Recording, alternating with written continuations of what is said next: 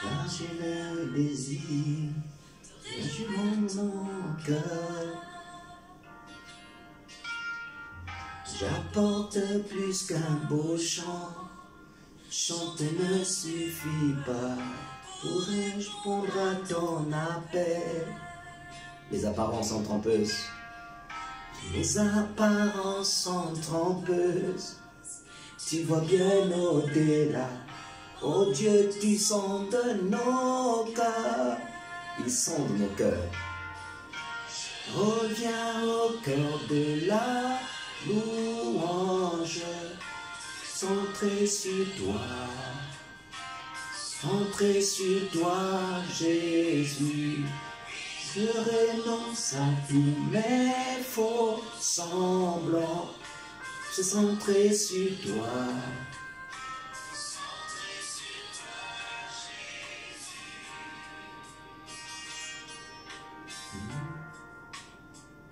Père, je recommande ces instants pour tes saintes et divines mains. Je prie, Seigneur, que tu prennes le contrôle de toutes choses. Bénis une personne qui est en train de suivre cette vidéo. Que toute la gloire et l'honneur te reviennent. C'est dans le saint nom de Jésus-Christ que j'ai ainsi prié. Amen. Shalom, bien-aimés dans le Seigneur. Que le Seigneur Jésus-Christ vous bénisse. C'est encore une fois de plus un plaisir de venir au travers de cette vidéo. Voilà, c'est toujours un bonheur pour nous de partager avec vous la parole de Dieu. Aujourd'hui, nous voulons vous partager une pensée que le Seigneur a déposée dans notre cœur, intitulée « La vie abondante en Christ ». La vie abondante en Christ. Donc, et sans plus tarder, je vais vous inviter à prendre vos Bibles dans le livre de Jean, au chapitre 10, verset 10. Jean, chapitre 10, verset 10. Jean, le livre de Jean, chapitre 10, verset 10, il est écrit « Le voleur ne vient que pour dérober, égorger et détruire. Et moi, je suis venu afin que mes brebis aient la vie, qu'elle ait même avec abondance. » Jean, chapitre 10, « Le voleur ne vient que pour dérober, pour égorger et pour détruire. Moi, je suis venu afin que mes brebis aient la vie et qu'elle ait même avec abondance. » Mais avant de procéder, de rentrer dans le vif de notre sujet, j'aimerais d'abord commencer par définir un peu ce que c'est la vie abondante. La vie abondante, c'est une vie prospère, c'est une vie comblée, c'est une vie florissante pour Dieu, tant sur le plan spirituel que sur le plan matériel. En fait, la vie abondante, c'est un privilège que Dieu accorde à ses enfants. Cependant, elle ne découle pas de la nouvelle naissance, c'est-à-dire elle ne découle pas automatiquement de la nouvelle naissance. Et ça, pour vivre cette vie abondante, et ça demande un effort de notre part, ça demande de payer le prix, et ça demande aussi d'abord de vouloir vivre la vie abondante et ensuite de payer le prix pour vivre la vie abondante. Donc, c'est un privilège, comme je le disais, que Dieu a réservé à ses enfants. Donc, voilà, Dieu souhaite que vraiment chaque enfant de Dieu puisse vivre la vie abondante. Alors, le danger de ne pas vivre la vie abondante, c'est de se lasser après avoir fait quelques années de marche avec le Seigneur. C'est de se retourner, c'est de se tourner vers le monde. Parce que lorsqu'on ne vit pas la vie abondante, on aura l'impression, après quelques marches avec le Seigneur, qu'on fait le surplace. Ou encore, c'est comme si la vie chrétienne, on était venu accompagner d'autres personnes sur la terre. On fera le surplace, on aura l'impression d'avoir la compagnie de personnes sur la terre. On aura l'impression même que Dieu est loin de nous. Et c'est pourquoi il est important vraiment de pouvoir vivre la vie abondante. Et donc, un autre danger aussi, c'est céder à la vie charnelle. Alors que la vie charnelle souvent nous conduit à la convoitise. Mais la vie abondante nous conduit en fait, est conduite par le Saint-Esprit. Donc voilà un peu quelques dangers pour ne pas vivre la vie abondante. Vous savez, dans le monde, les gens connaissent beaucoup de choses sur la vie. Beaucoup de choses pour la vie. Mais très peu de personnes connaissent les choses sur la vie abondante. Parce que la vie abondante, elle est réservée à l'épouse, elle est réservée aux chrétiens. Alors, et sans plus tarder, je vais citer ici trois choses. Trois choses pour vivre la vie abondante. Je vais citer ici trois choses pour vivre la vie abondante en Christ. Donc la première des choses, c'est la vie de consécration. Si vous voulez vivre la vie abondante en Christ, une vie florissante, une vie riche, tant sur le plan spirituel que sur le plan matériel, une vie comblée, vous devrez vous consacrer à Dieu. C'est la vie de consécration. C'est quoi la consécration? La consécration est l'acte par lequel une personne met fin au règne du péché dans sa vie. Et l'acte par lequel une personne met fin au règne du péché dans la vie, met fin à l'obéissance au convoitisme de la chair, la consécration. Et lorsque souvent dans le domaine séculier, quand on dit cette semaine, par exemple, je vais me consacrer à faire telle chose, et souvent pendant cette semaine-là, pendant cette période, on donne tout son temps à faire. C'est quoi on avait arrêté de faire. Et donc, dans le domaine spirituel, ou encore pour Dieu, lorsqu'on parle de la consécration, c'est donner sa vie à Dieu. Ce n'est plus vivre pour soi-même, mais vivre pour Dieu. Et donc, je vais vous inviter aussi à lire un autre passage dans les Écritures, dans le livre des Romains, au chapitre 6, à partir du verset 10 au verset 14. Romains, chapitre 6, à partir du verset 10. Il est écrit ceci. Écoutez ce qu'il est écrit dans le livre de Romains. Il dit, car il est mort et c'est pour le péché qu'il est mort. Ici, en parlant de Jésus-Christ. Et c'est pour le péché qu'il est mort, une fois pour toutes. Il est revenu à la vie et c'est pour Dieu qu'il vit. Ainsi, vous de même, regardez-vous comme mort au péché et comme vivant pour Dieu en Jésus-Christ, notre Seigneur. Que le péché ne règne donc plus dans vos corps, dans votre corps mortel, et n'obéissez pas à ses convoitises. Ne livrez pas vos membres au péché comme des instruments d'iniquité, mais donnez-vous vous-même à Dieu comme étant des morts, comme étant vivants des morts que vous étiez, et offrez à Dieu vos membres comme des instruments de justice, car le péché n'aura point de pouvoir sur vous, puisque vous êtes non sous la loi, mais sous la grâce. La Bible nous parle ici, nous révèle que le Seigneur Jésus-Christ est mort pour le péché de l'humanité. Il est mort pour le péché de l'humanité. Il a pris avec lui le péché de l'humanité, il est mort. Mais lorsqu'il est revenu à la vie, il n'est pas revenu à la vie pour lui. Il est revenu à la vie pour Dieu. C'est pourquoi Paul dit, nous de même, nous devons nous regarder comme des morts au péché. Alors, nous regarder comme des morts au péché. Mort au péché veut dire quoi? Veut simplement dire que le péché ne puisse plus avoir de pouvoir sur nous. Que le péché n'agisse plus dans notre vie. Il dit, regardez-vous comme étant morts au péché, mais vivants pour Dieu en Jésus-Christ. Alors, si nous sommes morts au péché, nous devons nous considérer comme étant des vivants pour Dieu. Nous ne vivons plus pour nous-mêmes. Voilà pourquoi même lorsqu'on baptise des gens, on fait passer les gens aux eaux des baptêmes, on les plonge dans l'eau. C'est-à-dire que le plonger symbolise l'ensevelissement avec Christ, la mort avec Christ, et lorsqu'on le sort de l'eau, et celui-ci symbolise la résurrection avec Christ. Quand on meurt avec Christ, on enterre sa vie du passé.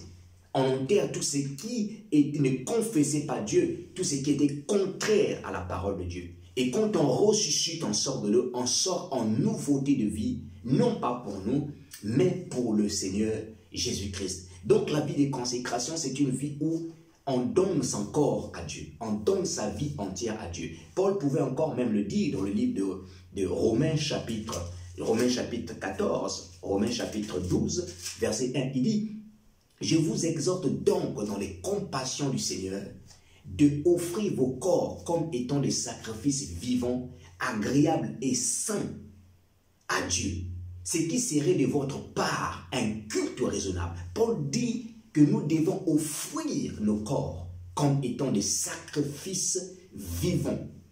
et ce qui serait de notre part un culte raisonnable. Donc la consécration, c'est comme je le disais tout à l'heure, c'est l'acte par lequel quelqu'un donne son corps à Dieu. Quelqu'un, il ne vit plus pour lui-même, mais il vit pour Dieu. Et c'est la porte d'entrée pour vivre la vie abondante. Cette vie florissante, cette vie où Dieu est proche, où on sent la présence de Dieu, cette vie où la main de Dieu est avec nous. Il faut se consacrer tout entier. Il faut se consacrer, bien-aimé dans le Seigneur.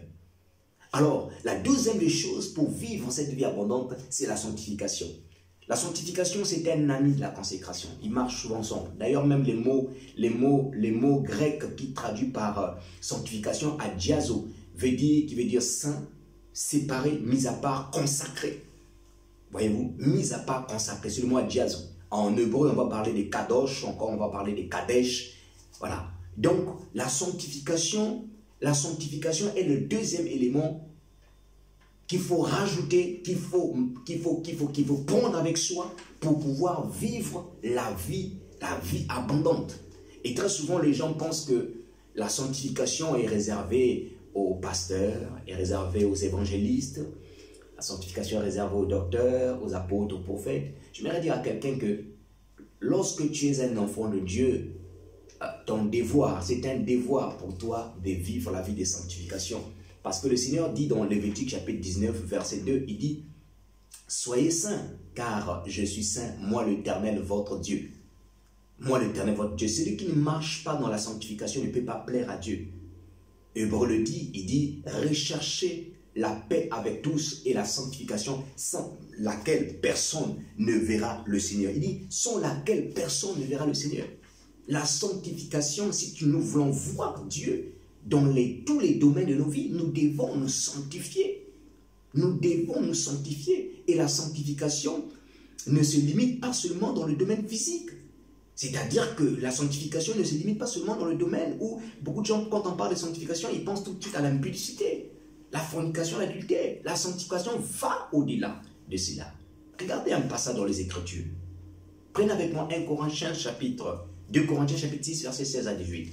Je vais vous lire un passage. 2 Corinthiens chapitre 6, verset 16 à 18. La Bible dit que quel rapport y a-t-il entre le temple et les idoles? Quel rapport y a-t-il entre le temple et les idoles? Car nous sommes le temple de Dieu vivant. Comme Dieu l'a dit, il dit, ils seront mon peuple, je serai leur Dieu, ils seront mon peuple. C'est pourquoi sortez du milieu d'eux. Séparez-vous et ne touchez pas à ce qui est impur. Ne touchez pas à ce qui est impur et je vous accueillerai. Ce passage biblique nous enseigne 3 démarches à faire pour vivre la vie de sanctification. 3 démarches que nous devons faire pour vivre la vie de sanctification. D'abord, on nous met en contraste deux choses. D'un côté, on nous parle du temple que nous sommes et ce qui fait que et Dieu par sa grâce a fait de nous son peuple. Et de l'autre côté, on nous parle des idoles. Et si vous lisez un peu plus haut, on va vous parler de quel rapport y a-t-il entre Christ et Bélial. Les idoles ici, ça a trait un peu à tout ce qui est péché, le diable, l'adoration d'autres dieux. Nous sommes le temple de Dieu, nous devons être consacrés, nous devons nous sanctifier. Alors il y a 3 démarches ici, en fait, qui nous fait quitter du stade d'être simplement un peuple de Dieu et nous emmener à la dimension des fils, de l'épouse de Dieu, d'être proche de Dieu. Parce que la Bible dit ceci, à la fin, il dit « Je vous accueillerai et je vous accueillerai ». Alors, comment fait-il, comment est-ce qu'il faut-il faire pour que Dieu puisse nous accueillir dans cette démarche de sanctification? La première des choses remarquées, il dit « Sortez du milieu d'eux ». Sortez du milieu d'eux, sortir. Lorsque vous êtes dans un endroit où le nom de Dieu n'est pas confessé, lorsque vous êtes dans des milieux où le nom de Dieu n'est pas confessé, il faut sortir de ces milieux-là. Il faut sortir, ça peut être une église. Vous le savez bien, la Bible nous parle des églises prostituées. Il y en a encore, ça existe jusqu'aujourd'hui, les églises prostituées. Les églises babyloniennes. Les églises où Christ n'est pas mis au centre, où le Saint-Esprit n'est pas mis au centre. Les églises où on nous fait aimer le monde plus que Christ. Les églises où on nous prêche matin, soir, l'évangile de l'estime de soi, de l'affirmation de soi. Les églises où on veut que nous puissions susciter l'orgueil dans l'homme au lieu de l'humilité.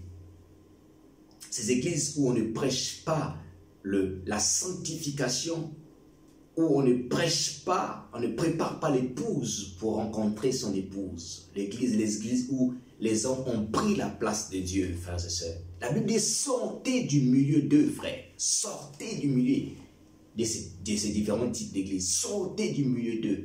Sors de tout milieu où il y a le péché.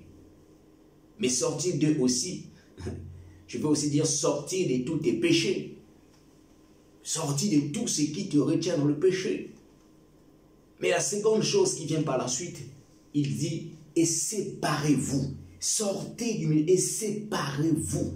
On peut bien sortir d'un endroit, on peut bien sortir d'un milieu, mais ne pas être séparé spirituellement. À l'exemple du peuple d'Israël qui était, ils étaient en Égypte et ils étaient bien physiquement sortis de l'Égypte, mais spirituellement ils n'étaient pas séparés. Israël continue à penser au concombre de l'Égypte, même en étant dans le désert. Israël continue à penser, pourquoi Moïse, tu nous as amenés dans le désert pour nous tuer, pour que nous puissions mourir, pourquoi nous étions bien là-bas en Égypte. Ils étaient encore liés en Égypte et beaucoup de personnes sont comme ça. Ils sont sortis de l'impudicité, mais ils pensent tout le temps à l'impudicité. Elles oublient qu'en pensant à l'impudicité, elles sont en train de souiller leurs pensées. Elles oublient cela. Donc la sanctification n'est pas seulement le fait de promettre l'impudicité, mais la sanctification aussi elle-même le fait de ne plus penser à l'impudicité. Ne plus penser à l'impudicité. Jésus l'a dit, il dit, si seulement un homme regarde une femme et pense bizarrement, il a déjà commis un péché. Tu es sorti des boîtes de nuit, mais tu en penses tout le temps. Tu es sorti du monde, mais tu penses tout le temps tout ce que tu fais dans le monde. Alors que tu dois te séparer, tu ne dois plus penser à ça. Plus que tu vis maintenant, non plus pour toi, mais pour Dieu. Esprit, âme et corps pour Dieu. N'est-il pas écrit dans la Bible que le Dieu de toute paix, dans les Philippiens, je crois, que le Dieu de toute paix sanctifie lui-même votre esprit, âme et corps. Donc, les trois dimensions de l'homme doivent appartenir à Dieu. Tu ne sors plus avec tel monsieur, mais tu continues à penser à lui. Tu continues à penser à lui. Et ce qui fait que même beaucoup de femmes, des fois, ils ont ramené ce qu'ils vivaient dans le monde, dans leur foyer. En étant en Christ. Alors que nous devons nous séparer complètement de tout ce qui n'est confessé par Dieu. La Bible dit que faites donc mourir les choses qui sont sur la terre. L'impudicité, l'immoralité. Faites mourir. C'est-à-dire qu'il ne faut pas que ces choses puissent avoir la vie. C'est-à-dire que faites mourir. Qu'il n'y ait pas la vie, ces choses-là ne doivent plus avoir la vie en nous. Chaque fois que cette pensée-là vient de revenir, il faut le chasser. Vive la sanctification, frère, dans le domaine de l'esprit, mais aussi dans le domaine dans le domaine physique, dans l'esprit, dans le spirituel et aussi dans le domaine physique. La sanctification, frères et sœurs. La troisième des choses, ici, il nous dit, séparez-vous, il faut se séparer, il ne faut plus penser. Et la deuxième chose, et la troisième chose, on nous dit, et ne touchez plus à ce qui est impur. Ne touchez plus à ce qui est impur. Ne touchez pas à ce qui est impur, et je vous accueillerai. Ne touchez plus, tu es déjà sorti. Si vous êtes sorti du monde, de l'ancienne vie, vous devez prendre la décision ferme de ne plus toucher à ce qui est impur. Prenons la décision ferme de ne plus toucher à ce qui est impur. Tout ce que Dieu interdit, arrêtons de les toucher. La sanctification a plusieurs avantages. Lorsqu'on vit la vie de sanctification, frères et sœurs, elle a plusieurs avantages. J'ai noté quelques avantages ici. Premier avantage que j'ai noté, c'est que la sanctification permet la communication avec Dieu. La sanctification permet la communication avec le Seigneur. Voyez-vous, le péché vient mettre fin à notre collaboration avec Dieu, à notre communion avec le Seigneur. D'ailleurs, même dans le livre d'Ésaïe, au chapitre 59, verset 1, la Bible dit, ce n'est pas la main de Dieu qui est courte pour nous sauver, Ce n'est pas la main de Dieu qui est courte, 59, verset 1. Ce n'est pas la main de Dieu qui est courte pour nous sauver, dit la parole de Dieu. Ce n'est pas la main, non. La main de l'Éternel n'est pas trop courte pour sauver, ni son oreille trop dure pour entendre, mais ce sont vos crimes qui mettent une séparation. Le péché, nos crimes, le péché mettent une séparation, mettent une barrière. En fait, le péché vient créer une sorte de collision. Pas une collision, mais vient une certaine interférence. C'est pas ça le vrai mot. Vient créer une sorte de désaccord entre nous et le Seigneur. Vient mettre une séparation. Alors que la sanctification facilite la communication entre les deux parties. Facilite la communication entre nous et Dieu. La sanctification, non seulement que ça facilite la communication, la sanctification apporte aussi l'approbation de Dieu. Lorsqu'on vit dans la sanctification, il n'est pas étonné de voir que Dieu même disposait nos ennemis pour notre faveur. Toucher nos ennemis pour notre faveur. Permettre à ce que nos ennemis puissent nous créer des chemins pour que nous puissions atteindre la dimension de laquelle Dieu nous appelle à atteindre. La sanctification aussi, elle nous fait accéder à la puissance de Dieu. Elle nous fait accéder à la puissance de Dieu. C'est quand on se sanctifie que Dieu à ce moment-là peut dire qu'il est, oui, à ce moment-là, c'est-à-dire que Dieu peut se dire que non, je lui accorde la puissance. Je lui accorde la puissance. La sanctification. La sanctification, elle apporte aussi la victoire dans la vie, la sanctification, parce que le péché ouvre beaucoup de portes spirituelles, mais la sanctification vient fermer ses portes. La sanctification vient fermer ses portes. La sanctification apporte, elle nous permet aussi d'accomplir le service de Dieu avec joie. Lorsque vous servez le Seigneur et que vous vivez dans la sanctification, vous ne vous reprochez de rien, vous êtes en paix à l'intérieur de vous. Mais quand il y a le péché qui est là, déjà, en fait, vous êtes frustré, vous êtes vraiment, si vous êtes un enfant de Dieu, quand vous vivez dans le péché, vous servez le Seigneur, quelque chose ne va pas aller en vous, en fait. Il y a quelque chose qui va vous dire, non, c'est pas bon ce que vous êtes en train de faire. C'est pas bon ce que vous êtes en train de faire. La sanctification, frère. Nous devons vivre la sanctification. Il y a un troisième élément, frères et sœurs, qui est très important, vraiment très très important. Mais cet élément-là, en fait, c'est très souvent dans la Bible, c'est la sanctification qui permet. C'est la sanctification la consécration de la sanctification ouvre la porte à cet élément. C'est ce que nous appelons la plénitude du Saint-Esprit, le baptême dans le Saint-Esprit. Être rempli du Saint-Esprit. Alors, c'est quoi être rempli du Saint-Esprit? Être rempli du Saint-Esprit, c'est simplement le fait d'être possédé par l'Esprit. Alors, lorsqu'on est possédé par l'Esprit, on est conduit par l'Esprit, mais on est aussi, en fait, contrôlé par l'Esprit. Être rempli du Saint-Esprit, c'est être possédé par l'Esprit. Nous sommes contrôlés et conduits par l'Esprit. Mais aussi être rempli, c'est avoir aussi la puissance de l'Esprit en nous. La plénitude du Saint-Esprit. La plénitude du Saint-Esprit. Être rempli, c'est une très bonne chose, frères et sœurs.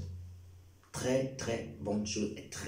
C'est une étape à ne jamais rater dans la vie chrétienne, la plénitude du Saint-Esprit. Beaucoup de gens, ils sont justifiés par le Seigneur, mais ils préfèrent rester au stade de justification, ou peut-être même au stade de marcher de la sanctification. Mais il faut aller jusqu'au baptême du Saint-Esprit. Il faut avoir de l'huile. C'est très important, parce que c'est l'huile qui va te permettre de beaucoup de choses, à réussir dans beaucoup de choses. Donc, parmi les choses que le Saint-Esprit nous fait réussir, ou encore les raisons pour lesquelles nous devons chercher le Saint-Esprit, je vais en citer quelques-uns aussi. Voilà les raisons pour lesquelles nous devons chercher le Saint-Esprit. Dans Éphésiens chapitre 5, versets 18 à 19, il est écrit « Ne vous enivrez pas de vin, car c'est de la débauche, mais soyez remplis. » Regardez le mot « rempli ». Il dit « soyez », c'est un ordre, « soyez remplis ». Ça veut dire qu'on peut être chrétien et ne pas être rempli du Saint-Esprit.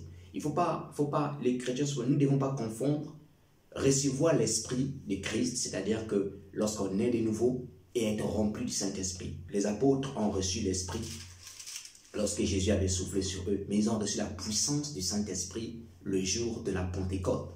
En Acte 1, verset 10, il dit « Soyez remplis du Saint-Esprit, entretenez-vous par des hymnes, par des psaumes, par des cantiques spirituels, en psalmodiant pour le Seigneur. » Alors, ça veut dire quoi? La première raison pour laquelle nous devons rechercher le Saint-Esprit, c'est que le Saint-Esprit nous emmène à servir Dieu avec joie. C'est le Saint-Esprit qui nous emmène à entretenir, à s'entretenir par les psaumes, à s'entretenir par des hymnes, par des cantiques spirituels, en psalmodiant. C'est le Saint-Esprit qui nous emmène à faire cela. Il permet que nous puissions servir le Seigneur avec joie. Le Saint-Esprit, frères et sœurs. Deuxième raison pour laquelle nous devons chercher le Saint-Esprit, c'est que le Saint-Esprit nous qualifie dans le service divin. Si vous lisez la Bible, vous allez vous rendre compte que chaque fois quand Dieu choisissait quelqu'un pour aller faire son travail, Dieu, il donnait à cette personne l'onction, il donnait à cette personne la puissance, la capacité de faire ce travail-là, la puissance du Saint-Esprit. Il donnait à cette personne-là. On peut prendre par exemple l'exemple de Bethsaël, quand Dieu voulait le rapprocher de Moïse pour travailler les pierres précieuses. Mais qu'est-ce que Dieu a fait? Qu'est-ce que Dieu a fait? Il a dit que j'ai oint Bethsaël.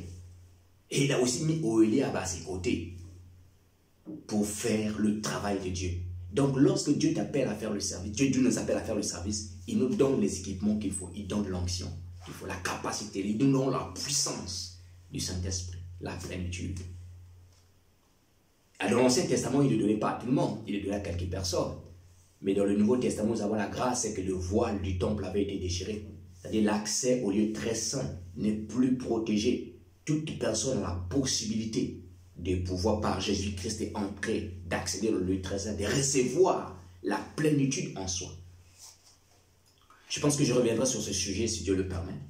La plénitude en soi. Alors le Saint-Esprit, la plénitude du Saint-Esprit, elle nous permet aussi d'avoir, en fait c'est la plénitude du Saint-Esprit. Vous allez voir, et par rapport au deuxième point d'abord, qu'elle nous qualifie dans le service. Je vais rajouter un passage biblique dans l'Acte des Apôtres chapitre 6. Regardez lorsque l'Église voulait choisir les diacres pour faire le service, pour prendre l'administration, pour prendre le service social de l'Église. L'un des critères pour sélectionner les diacres il fallait qu'ils aient un bon témoignage et qu'ils soient pleins du Saint-Esprit. C'est là que nos sept frères qui ont été choisis, Nicanor, Prochor, Étienne, Philippe, tout ce monde-là ont été choisis. Pourquoi? Parce qu'ils étaient pleins du Saint-Esprit. Donc, les apôtres aussi ont reçu la plénitude le jour de la Pentecôte, comme vous le savez. Donc, le Saint-Esprit nous permet aussi d'être des bons témoins de Jésus-Christ. La plénitude du Saint-Esprit. Jésus a dit aux apôtres, malgré qu'il avait soufflé sur les apôtres, il a dit, attendez la puissance. Attendez la puissance, attendez. Et vous serez mes témoins à Jérusalem, en Judée et aux extrémités de la terre. Donc celui qui fait l'œuvre de Dieu dans les nations, mais qui n'a pas la plénitude, s'expose à beaucoup de dangers. Le Seigneur savait, parce que le Saint-Esprit, c'est notre aide, il vient nous aider. Et lorsqu'on est, non seulement qu'on est rempli de lui, on a sa puissance avec lui. C'est un privilège, frère. Et c'est notre couverture, c'est notre protection. La plénitude du Saint-Esprit, frères et sœurs. Donc elle permet, elle facilite, elle fait de nous des bons témoins. Lorsqu'on est plein, on peut aller faire l'œuvre de Dieu dans les extrémités de la terre, parce que nous avons le Saint-Esprit. Et un autre avantage, c'est que lorsqu'on est rempli du Saint-Esprit, nous sommes conduits par lui. On est conduits par le Saint-Esprit. La Bible dit que tous ceux qui sont conduits par l'Esprit de Dieu sont fils de Dieu. Alors, quand on a le Saint-Esprit, le Saint-Esprit nous conduit. Voilà, c'est un des avantages que nous devons rechercher le Saint-Esprit pour vivre la vie abondante en Christ. La vie abondante en Christ. Et une dernière raison pour laquelle nous devons rechercher la plénitude du Saint-Esprit, c'est que c'est pour faire face à la persécution. Les temps de persécution viendront énormément. Les temps de persécution viendront. Il y aura beaucoup de temps de persécution. Mais le Saint-Esprit, lorsqu'il est en nous, il nous rassure. Nous pourrons faire facilement face au temps de persécution. On peut parler par exemple de Étienne. Lorsque Étienne était en train d'être l'habité, je vais vous inviter à le lire. Actes des Apôtres, chapitre 7. Nous allons prendre à partir du verset 50 par là. Actes des Apôtres, chapitre 7. Je vais les lire. Ça va être le dernier passage que nous allons lire. La vie abondante en Christ, frères et sœurs, dans le Seigneur. Actes des Apôtres, chapitre 7. Actes des Apôtres, chapitre 7. Je vais prendre à partir du verset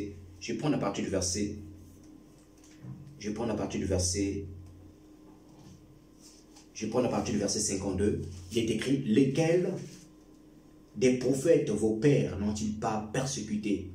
Ils ont tué ceux qui annonçaient d'avance la venue du juste, que vous avez livré maintenant, et dont vous avez été les meurtriers. Vous qui avez reçu la loi d'après les commandements d'anges et qui ne l'avez point gardée. En entendant ces paroles, ils étaient furieux dans leur cœur et grinçaient les dents contre lui. Mais Étienne, rempli du Saint-Esprit, la Bible dit, et fixant les regards vers le ciel, vit la gloire de Dieu et Jésus debout à la droite de Dieu. Il dit, voici, je vois le ciel ouvert et le Fils de l'homme debout à la droite de Dieu. Ils poussèrent alors des cris, des grands cris, en se bouchant les oreilles. Pourquoi? Parce que pour eux, c'était un blasphème. Un blasphème. Se bouchant les oreilles, ils se précipitaient tous ensemble sur lui et le traînèrent hors de la ville. Ils traînèrent hors de la ville et le lapidèrent. Face à la persécution, Étienne il fallait qu'il témoigne. Il témoigne la divinité de Jésus-Christ devant son peuple, devant les Juifs.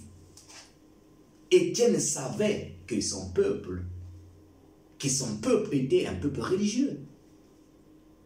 Mais Étienne, parce qu'il était rempli du Saint-Esprit, il avait l'assurance. Il avait l'assurance. Il avait l'assurance, frères et sœurs, le Seigneur. Il avait l'assurance. Et je pense, pour finir, j'aimerais dire que l'Église du 21e siècle, ce qui manque à notre Église aujourd'hui, d'abord, premièrement, c'est que beaucoup ont pris la place du Saint-Esprit. Le Saint-Esprit a été envoyé pour être le gérant principal de l'Église. Jésus a dit, je bâtirai mon Église.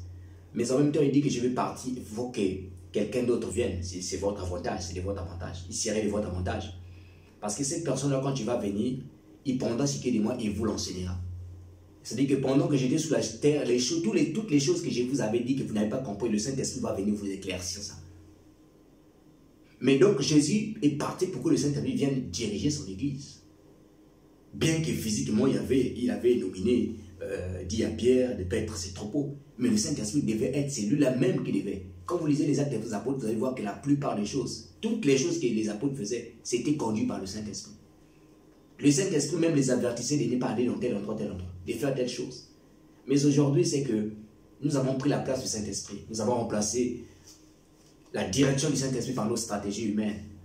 Ce qui fait que l'Église, de manière générale, est faible. Mais nous devons redonnons la gestion de l'Église, la gouvernance de l'Église à son gérant principal, le Saint-Esprit. Et nous allons vivre la puissance de Dieu dans l'Église. On va vivre la puissance de Dieu. Redonnons-la. Redonnons nos vies, parce que l'Église, oui, on peut parler d'assemblée, mais aussi nous-mêmes personnellement. Redonnons nos vies. Redonnons la direction de nos vies. Que nous ne soyons plus conduits par nous-mêmes, par la chair. Nous l'avons dit au début, on a dit dans la consécration, on ne vit plus pour soi, on vit pour Dieu. Et plus avantageux encore, nous avons le Saint-Esprit pour nous guider, pour nous aider. Redonnons nos vies, la direction de nos vies dans le Saint-Esprit. Ne faisons pas les choses pour nous-mêmes. Donc voilà un peu une pensée que je voudrais partager avec vous, que le Seigneur avait déposé dans notre cœur, que nous avions voulu partager avec vous sur la vie abondante en Christ. Elle ne découle pas automatiquement. Non, elle ne découle pas automatiquement. Elle ne vient pas automatiquement dans ta vie. Tu dois payer le prix. Tu dois payer le prix. Tu dois d'abord désirer vivre.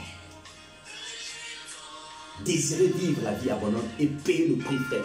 Si tu ne veux pas être ce chrétien un matin qui va se dire, j'ai l'impression que Dieu est loin de moi. Si tu n'as pas besoin de dire un matin que j'ai l'impression que j'ai fait le surplat, je n'avance pas. Laisse-toi, consacre-toi tout entier à Dieu. Sanctifie-toi, marche dans la sanctification et cherche la paix du Saint-Esprit. Que le Seigneur vous bénisse. C'était votre frère, Frère Bouchard, de Cochin.